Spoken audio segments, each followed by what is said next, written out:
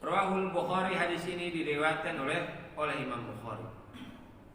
Di antara keutamaan Al-Fatihah yang lain adalah disebut Al-Fatihah Ar-Ruqyah dan Asy-Syifa. Dikatakan satu waktu Abu Sa'id Al-Khudri safar keluar dari kota Madinah bersama rombongan yang banyak. Sampailah di satu kampung, sampai di satu desa yang saat itu kepala desanya, kepala kampungnya sedang sakit demam sebab tersengat ular, kalajeng atau yang lainnya. Pokoknya demam. Kemudian didatangilah sekelompok sahabat ini oleh penduduk kampung. Kalau mereka yang baru datang ini bawa obat. Kenapa? Kepala desa saya sedang sakit, sedang demam.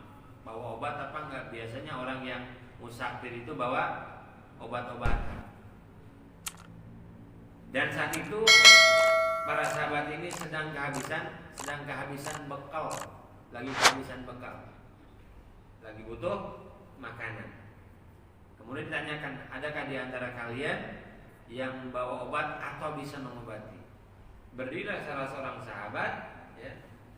sahabat mau mengobati, sambil yang lainnya nggak tahu. Maksudnya adalah ini orang mengobati, nggak masyhur di kalangan sahabat, dia ini bisa ngobatin. Ya. Tahu ilmu pengobatan nggak masyhur, nggak tahu. Ya, kata Abu Zaid, ini orang emang dia bisa ngobatin gitu. Emang dia bisa ngobatin? Nggak yakin di sahabat yang lain. Tapi karena ada kebutuhan, biasanya ada upahnya ya, ngobatin biasanya ada upahnya dan boleh. Ngobatin ada upahnya boleh. Kalau enggak, dokter tutup, nggak praktek lagi. Maka orang ngobatin boleh ada upahnya.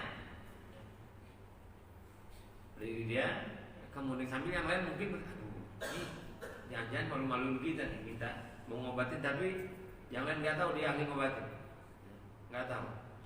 Nah, begitu dia berdiri, didatangi kepala desanya, diobati. Sembuh seperti nggak terjadi apa-apa, demamnya hilang, sembuh aja begitu.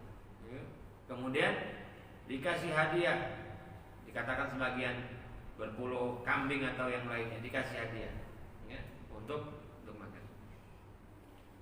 Kemudian sahabat bertanya, emang engkau bisa ngobatin? Dia bilang, saya baca suratul Fatihah, kemudian dia sembuh.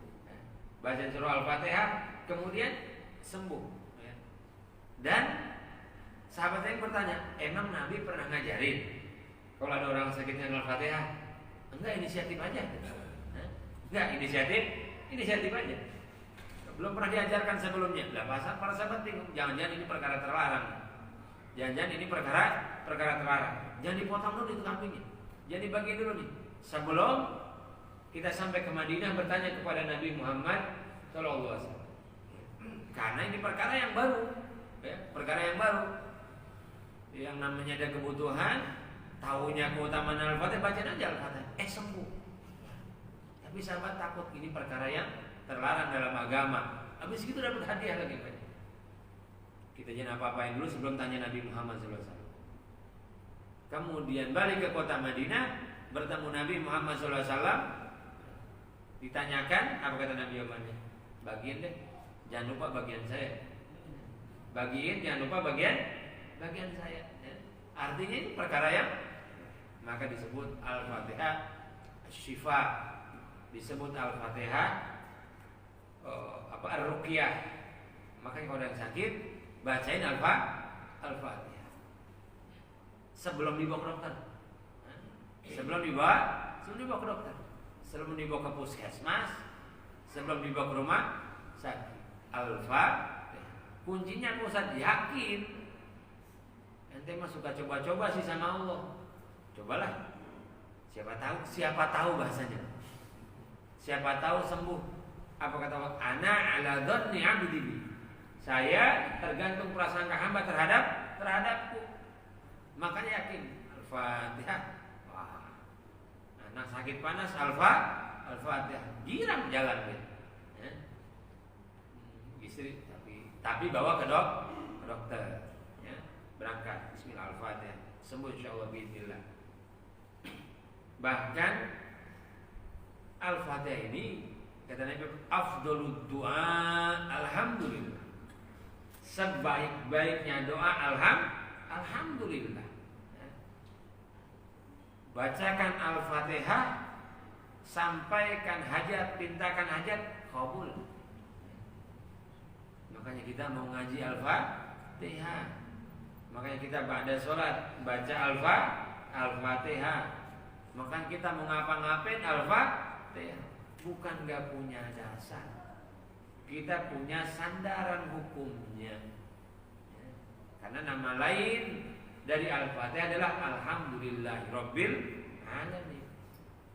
Al-Fatihah ajib luar biasa. Bahkan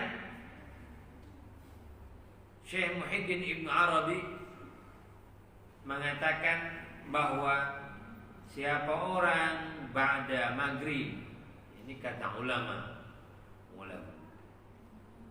itu punya ijtihadnya berdasarkan ilmu dan pengalamannya, ya.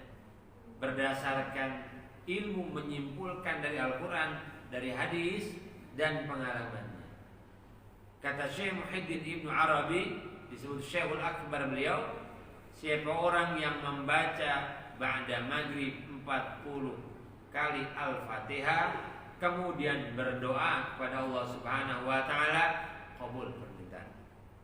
Maghrib, isya, setelah sholat baca Al-Fatihah kemudian minta kepada Allah Subhanahu wa taala, insyaallah qabul hajatnya. Dan ini sudah menjadi tradisi di kalangan orang-orang soleh.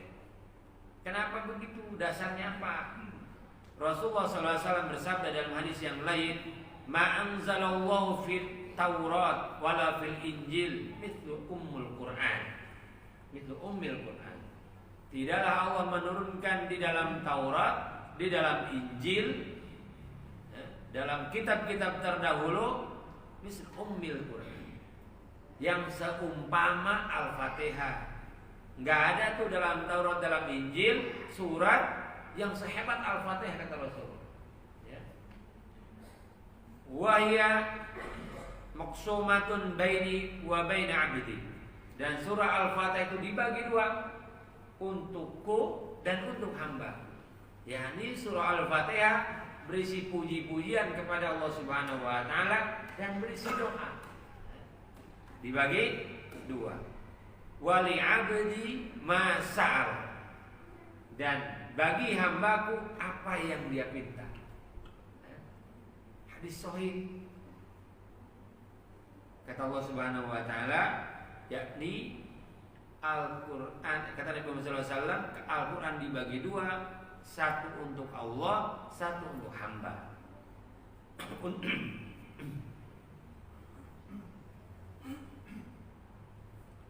Untuk Allahnya puji-pujian pada Allah, Ar-Rahmanir Rahim, Maliki Yaumiddin.